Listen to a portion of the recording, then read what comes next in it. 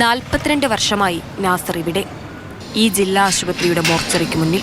ഒപ്പം മകനുമുണ്ട്. അനാഥരായ മൃതദേഹങ്ങൾക്ക് ഇവരാണ് തുണ. ഉജാസാന്റെ ചില ക്ലാസ് ഉണ്ട്, ഈ ബോഡിനെ എങ്ങനെ സ്നേഹിക്കണം, ഏത് ലെവലിൽ പോകണം. അദ്ദേഹത്തിന് ആ വാക്കുകൾ കേട്ട് കഴിഞ്ഞാൽ നമ്മൾ അറിയാതെ തന്നെ നമ്മളതിൽ ലയിച്ചു പോകും. കൊണ്ടുപോയ കൊല്ലം, കോട്ടയം, ചങ്ങനാശ്ശേരി അങ്ങനെയുള്ളവരൊക്കെ പറയും, നിങ്ങൾ പാക്ക് ചെയ്ത് തന്നിട്ട് ഇന്ന് വരയ്ക്കും ഞങ്ങൾക്ക് ഒരു തുള്ളി പോലും വെള്ളം പോലും ആ ബോഡിന് കീഴ്പോയിട്ടേക്ക് വന്നിട്ടില്ല എന്ന് പറയുന്ന ഒത്തിരി ആൾക്കാർ. അവർ പറയുമ്പോൾ നമുക്ക് കുറച്ചും കൂടി പ്രോത്സാഹനം കൂടിയതായി. ഈ ഫീൽഡിൽ വരുമ്പോൾ ഒരു കാര്യം ശ്രദ്ധിക്കണം, പൈസ ഉണ്ടാക്കുന്ന എയിമിന് വരാൻ പാടില്ല. അതാണ് ആദ്യത്തെ തെറ്റ്. പൈസ ഉണ്ടാക്കാനല്ലേ വരിക. സേവനത്തിൻ്റെ മുകളിലൊരു സേവനം വേണ്ട സാധനമുണ്ട്. ഇതാണ് മനുഷ്യൻ അവസാനമായിട്ട് ചെയ്തു കൊടുക്കുന്ന ഒരു ഏറ്റവും വലിയൊരു കടമ.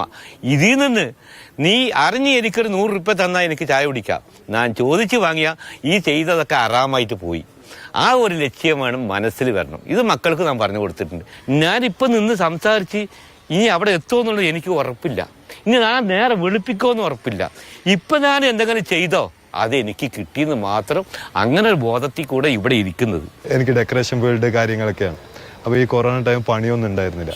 അപ്പോൾ വാപ്പാൻ്റെ കൂടെ വെറുതെ വന്ന് നിന്നിട്ട് അങ്ങനെ ഇതായി. വാപ്പാനെ കണ്ട് ഒരു മണിക്കൂർ വാപ്പാൻ്റെ, ഒരു 1.5 മണിക്കൂർ വാപ്പാൻ്റെ കൂടെ ക്ലാസ് ഇരുന്ന പേടി എന്താണ് പറഞ്ഞാൽ അത് എനിക്ക് സത്യം പറഞ്ഞാൽ ഞാൻ ഓപ്പണായിട്ട് പറയുന്നത്, ജീവനുള്ള മനുഷ്യന്മാരിനെ പേടിയുള്ളൂ.